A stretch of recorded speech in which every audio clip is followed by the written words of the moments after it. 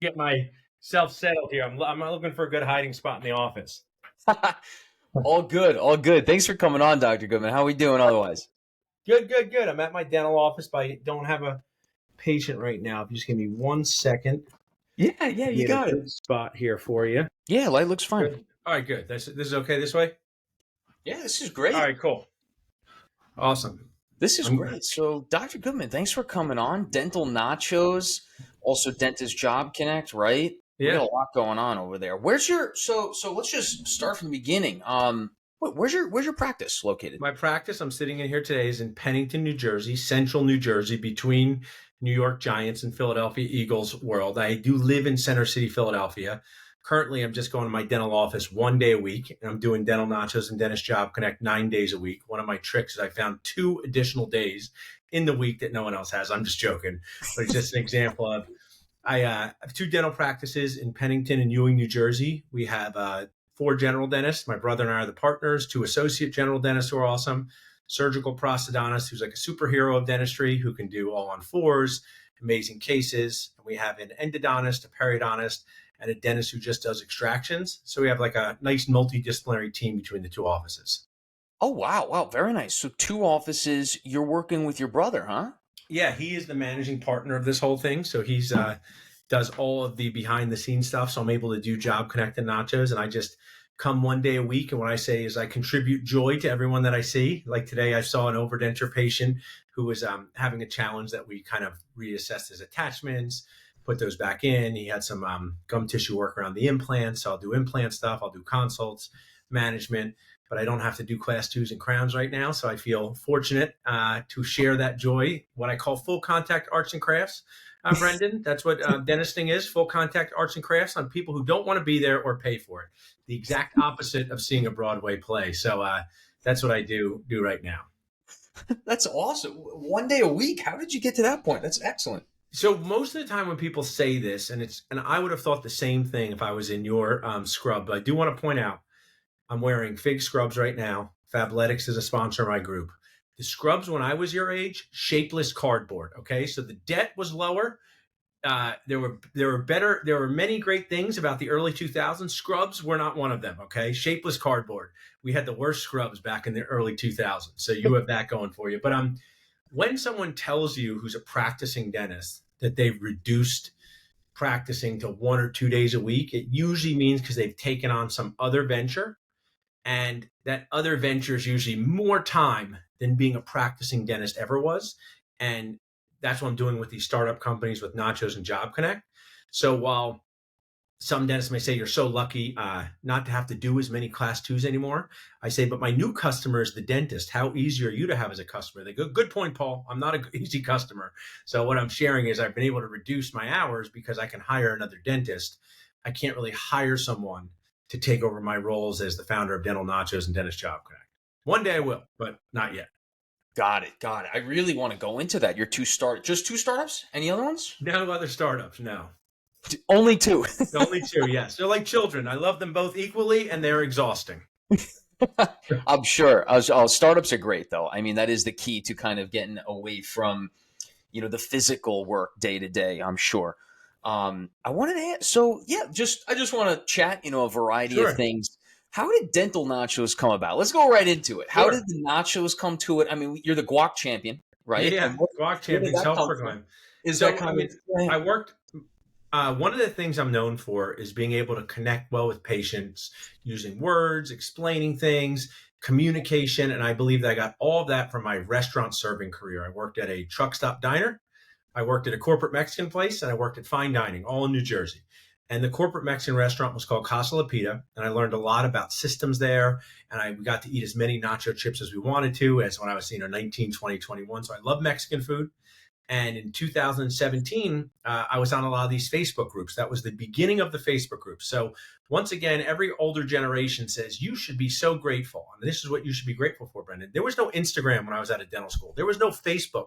It was me, 4 friends, and a Hotmail account. And if they didn't know the answer, I was out of luck. And if I had to send a text message to them, it was like writing a letter. I had to go A, B, B, C. So I say this in jest. I did a multiple year general practice residency at Albert Einstein Medical Center, one of the best decisions I'd ever made. To be honest, I don't love the arts and crafts part of dentistry. I really love implant dentistry. I like things that are predictable. I was always frustrated. Oh, you do a crown, it doesn't fit exactly right. Oh, you do this class 2 composite, the ring thing flies across the room, the contact isn't right. I found restorative dentistry to be super unpredictable. And I Mhm. loved implant dentistry, right? Make an osteotomy, fancy word for hole in the bone, put the implant in it. They don't complain about the color of the patients, they don't see it. So I got a chance to place and restore 150 dental implants in my 3-year general practice residency. I thought I was going to be a super GP. I learned crown lengthening, soft tissue grafting, endo. I wound up doing none of that when I got out in practice. I wound Really? up bringing in specialists to do that. I just interviewed someone on my Job Connect platform just yesterday, Brendan. Right, this Hmm. is great. I was glad to send you this link. I'll text it to you. Solo GP, 2016 grad, super GP, working by himself with 4 hygienists. He collected 3.3 million, working 3 days a week. And it's not a money contest, but to break that down for you, he worked 150 days.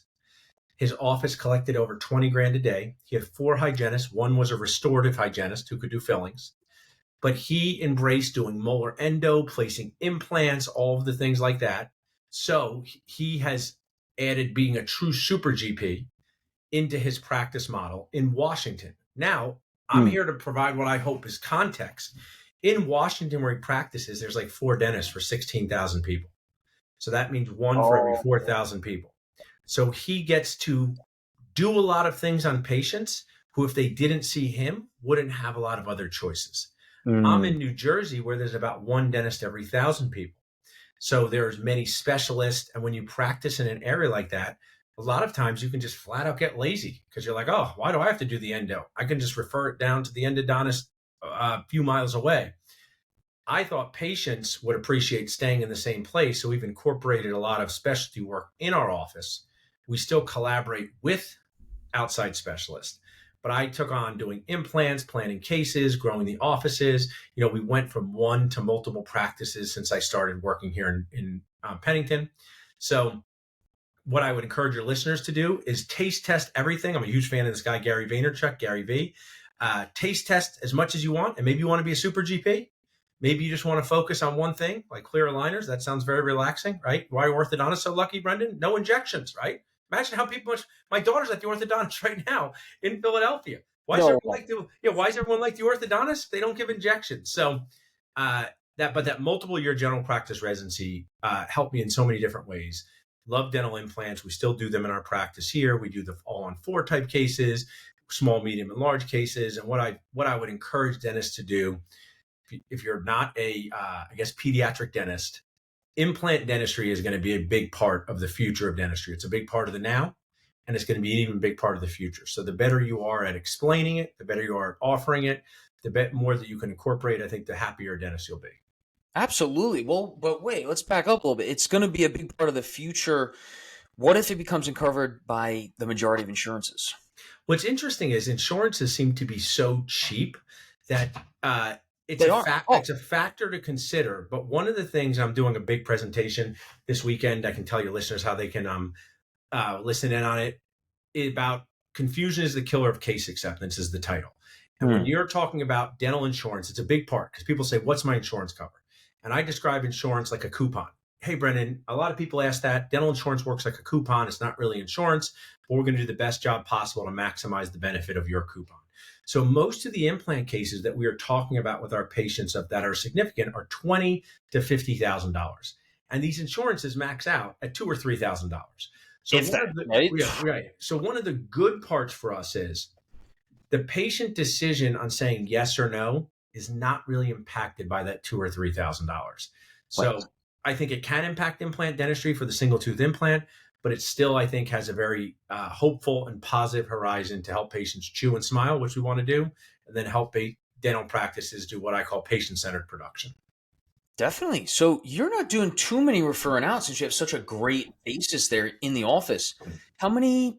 How many say a month? How many all arch cases, all I NX? mean, our goal is to do 1 to 2 a month, but we don't always hit that. One of the things is the case acceptance for those cases is super low, which is normal because we might be doing 20 to 25 consults. But when people have to go through the process of the cost and the production in doing it, they're not always ready for it. So we are planning one next week with our surgical prosthodontist. So we're really, one of my sponsors down in Florida, Dr. Alex Plains, he does 20 a month in his practice. So he does 240 a year, and he has the lab on site. And we should be, one of the things that it's kind of nuts, Brendan, remind me, are you in oral surgery or are you GP? Tell me. Oral surgery. Yeah, smart job for you, right? You just take the teeth out, put the implant in. Very smart of you. Dentures, go back to your general dentist. This tooth has a rough spot, back to your general dentist. But I digress. What's amazing is we've given people like this extra set of teeth, this extra set of bionic teeth, and we should be nothing but excited and proud and happy. And patients love dental implants, but some of these dentists, they're obsessed with dentin, right? I don't know what it is. It's dental school. They make it seem like there's some catastrophic failure if your tooth is removed, when I'm excited to be able to give people new teeth under the right circumstances, of course. Of course, I mean, you know what people say, Brennan? I don't want to brag in this moment because I failed playing in the NBA miserably. That was my dream as a child. Was it really? Yeah, we should play professional basketball for the 76ers. It was mine too, not the 76ers, of course. But yeah. Did you want the play for the Knicks, or who do you want to play for? I wanted to go anywhere. I wanted to play for anyone. I was a big basketball. How tall are you? I'm only like 5'9.5", so I'm not tall. But I was good at shooting 3-point. I was good at shooting 3-point shots. That's a true story. I made 43 threes my junior year, second in the conference. But one of the things that that dream did not come true, playing professional basketball. But this dream of helping dentists, I connect with more dentists than any other dentist on planet Earth, and I'll explain why. You got Dentist Job Connect, yeah. I have 55,000 people in the Nacho Facebook group. I got Dentist Job Connect. I say about 70,000 followers between everything. I also have multiple dentists working for me. I'm talking to DSOs every day. I'm talking to transitions. So this is not the brag, but I know dentists, right? I know their hopes, their fears. I know what I call baby age dentists in the most genuine way, 0 to 2 years out of school. I know seasoned age dentists, 25 to 35 years. Why do dentists have such a problem with other dentists' work they don't see? Because they will say this: there's so many dentists out there extracting perfectly good teeth to place implants. You know what I say to them, Brendan? Who? What's their name? How do you see their treatment plans? Because I don't see this, and I kind of know so many dentists. So I think it's this Loch Ness monster of, there's these dentists ripping out perfectly good teeth. Are there probably a few? Are there probably a minority? I'm sure. But most dentists are great people who care about their patients. But when your teeth are ready to retire and be replaced, not fail, try that tomorrow. When you're about to take out someone's tooth tomorrow and they're afraid and they're embarrassed, say, hey, looks like this tooth's ready to retire, Mrs. Smith. See how she smiles. It didn't fail. It's not a hopeless virgin. Your dentition's not terminal. So my excitement, enthusiasm is, I think implants are a great way to make patients happy, your team happy, and the dentist happy. Absolutely. Given that they have enough bone support for that implant, right? Yeah. There's always some option. I think one of the things, I'm happy to talk about anything, but one of my presentations back in 2001 was, should you do an apico or replace a tooth with an implant, right? This is now like 22 years ago, okay? And one of my last lines in it, and it was a very fun presentation, and there was an endo department at Einstein, an implant department. We had this friendly friction, apico is still good, but, you lose bone. Carl Misch said the task of the modern dentist is going to be more about saving bone than saving teeth. And he's 100% right. Because when you have bone, you can do anything. But Dennis Tarnow, I watched the lecture with him back in that day, and he's an amazing speaker, Dr. Dennis Tarnow. He said, look how stupid I am. He had a 29 and 30 next to each other. He took out 30 when it had some bone loss and placed an implant. Then he tried to hold on to 29. It lost almost 90% of its bone, and he couldn't do an implant. He goes, I was stupid.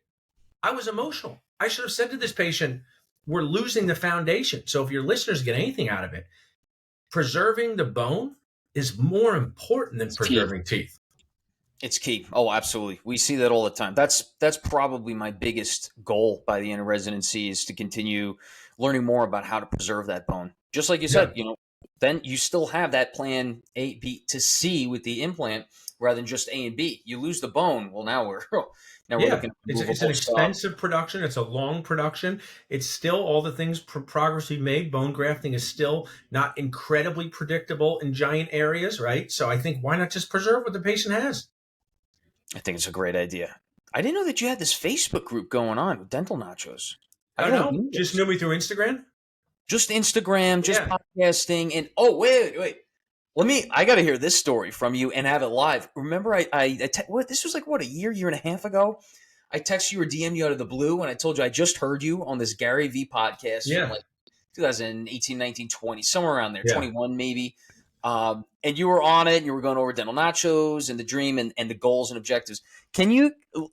How was that? You got to Oh, I speak mean, to that was someone. one of my highlights of the pandemic. So one of my sponsors back then, they're not a current sponsor, but we have many of them in our office. Xyrus, the Isolite, which I think is an amazing product, gets the patient to stay open, isolates everything, suctions. Yeah. Gary V gave them great advice, and hopefully this helps your listeners. So they hired Gary V, and I was walking around Philadelphia listening on my phone, and Gary V in the 4Ds, you could hire his company to give you marketing advice. And Xyrus signed up, and Gary V said, you should bring your audience stuff that has nothing to do with Xyrus, right? Stuff that has nothing to do with isolation, stuff that your audience would enjoy that has nothing to do with what you sell. And it's amazing advice, right? So they asked me to be on these podcasts about buying and selling practices. And they were smart. They were saying, Xyrus did these features of saying, we're featuring Dr. Nacho on how to buy or sell a practice and not mess it up. So they're basically giving your audience content that has nothing to do with what you sell so that they like you better, right? And also so they learn. So I said, I'll do this, but can you get me on tea with Gary V?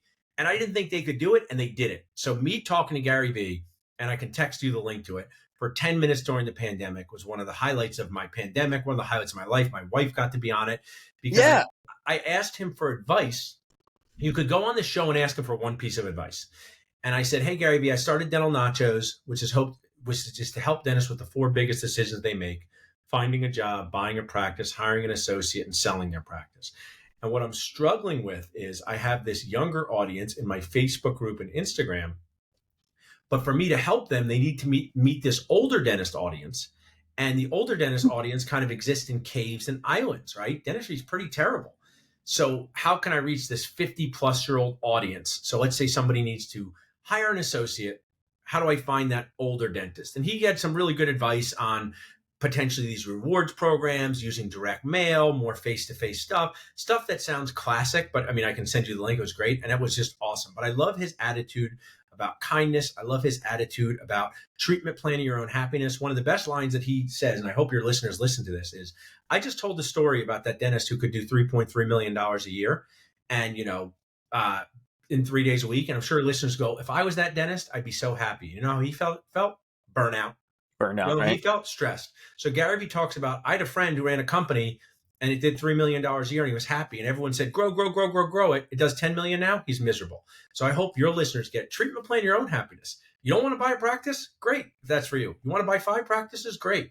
But really dig into your own career treatment plan. And I think dental school just does a terrible job of helping dental students know what to expect after they leave that dental school. And I'm hoping to be there to help solve that. 100%. How do you think we could kind of get that word out and kind of train them? Everyone always says like, oh, just take the CE courses, do the weekend courses and stuff. That's just so cliche, though. I think that kind of information should be accessible via the internet. So actually, it's a good question for you. Have you found your sweet spot as far as treatment planning your day to day? The 9 days in a week. I'm always open to new things, right? So one of my super strengths, I have a lot of super opportunities for improvement, otherwise no super weaknesses. I lose my AirPods when they're in my ear. I don't know directions. I can't cook anything, but I'm incredibly mentally flexible. So I always say everything that matters needs a system and everything matters, but make the best decision in the moment. So I think dentists could learn from that, because being super rigid can just lead to you being miserable. So I do plan my day, but with opportunity. Look, this thing was a new thing. I woke up today, I didn't know I was doing this, and I'm happy to be doing this. I looked at my schedule. I said, but what dental school could do, I say to my team, hear the words, say the words. Like, we have a D1 at my office right now who wants to be our intern, right? And she doesn't know what EBITDA is, and she doesn't know what a DSO is yet. But if she hangs around with us and she hears these words and she says these words, she's going to start to learn them. So what I think dental school should do, the number one thing they could do, honestly, of everything, it isn't even patient communication, which I love. It'd be teach dental students how a P&L for a practice works. Break down a P&L and says, practice. Now, just really quick, I'm sorry to interrupt, a profit and loss of a practice. So I know you're a fit guy, right? So people do MyFitnessPal. They talk about calories. They talk about macros. They talk about, we track all these things for our body's fitness. Well, the Right. P&L is what tracks the practice fitness. I have a great course called the $1 Million Practice That Made No Money. And it was from my transitions brokerage company because they had $1 million practice, but he spent all the money and he didn't have any profit. So the P&L says, hey, this practice, Dr. Bob Guac, he brings in $1 million a year. And he spends $710,000 a year. And that means there's $290 left over for Dr. Bob. Let's look at that 710 and what he spends it on. Team wages, marketing, consulting. And as the dental students hear these words, they'll start to understand like, oh yeah, I have to worry about rent. Oh yeah, I have to worry about dental assistants. Yep. And they would just start to understand. And then some people, dentists, they're very, what's the right word for it? Super negative. They go, but Paul, not everybody wants to own a practice. Yeah, but most people work in a practice. So if you want to be an associate dentist, when you're interviewing for a job, good questions to ask would be like, how many active patients are at this office? And if the office doesn't know that answer, Brendan, that means they don't have their act together. So when you come to interview for me and say, hey, how many active patients do you have? And we say, we have 3,200 active patients. And what that means is we can support 2.5 full-time dentists. We know what we're talking about. Right. But if you said to a practice, oh, I'm just curious, like how many, you want to hire a full-time associate? And this is gold what I'm helping your audience with. Hopefully someone listens to this and hears it. This is tremendous. Yeah. Oh, I mean, I'm not saying it to brag about me. I'm saying nobody teaches this. Oh, this job seems great. You want to hire a full-time associate. I'm just curious, like how many active patients do you have? And you want to hear like over 1,700, over 1,800. And you definitely don't want to hear a lot, right? Because that's not a number. And you definitely don't want to hear, I don't know, because that means the practice owner is looking at their stats. And if the practice owner says, I don't know, I'll find out for you, say, oh, great. Let me know that answer because I just want to make sure there's going to be enough patient volume for me. Because there's stories that show how big a problem dentistry has. And here's one of the stories, Brandon. Most associateships don't last the first year. That means someone gets a job, works at a practice, okay, and they are gone by the end of that first year. And there's no ADA stats on this. So I'll actually say instead of most, Brendan, too many. So that means an associate signs up to work somewhere on January 1st, and they're not there on December 31st. I have 2 startup companies. The majority of our people are there for over a year. And this is for a company where I made it up in my head. So for these dental practice, Brendan, we should be way better than this. But what the problem is, dentists are they don't really know how to evaluate their own practice needs like they do for patient needs. And your audience probably has a lot of people looking for associate positions or looking to buy into practices. And these stats that they ask the practice owner, like active patients, how far you booked out, what's the average write-off? That's a great question.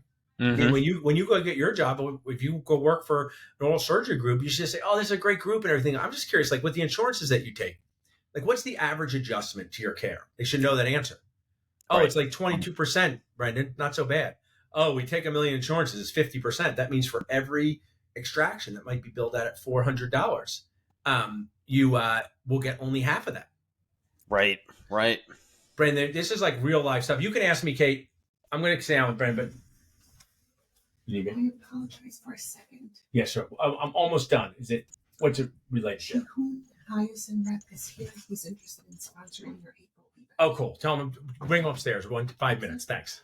See, this is real life office stuff, Brendan. This is what I'll tell your audience. Most dental practice owners have to be very used to this, being interrupted, just like I was there, right? Because so many things happen during the game of dentistry. What I say, like running a dental circus, that you don't expect when it starts. And if you're too rigid, too like, oh my gosh, I got to do A, B, C, D, E, and circle square happens, don't become a practice owner. Because you got to be able to juggle all the balls. You have to be able to juggle any one of them. Yes. So yeah, I still have a few more minutes. They're gonna have it was just a company waiting to chat with me about something. So I got a few more minutes. So glad to keep chatting. Yeah, I won't keep you too long. I can't thank you enough also for hopping on tonight. I know it was a little bit last minute, but we've been looking to do this for over a year. Yeah, I'm glad we did it. And by the way, this is just part 1. We're gonna have fun. Like Rocky. Yeah, you're blasting us with information. This is excellent. Dentist job, which one takes more time, Dental Nachos or Dentist Job Connect? That's such a good question. So I do relate companies to children. And Gary Vee said, so some people have asked Gary Vee, oh, when do you stop worrying about your business? When do you stop worrying about your business? When's the day, Gary Vee, where you have it all together? He goes, very easy question to answer.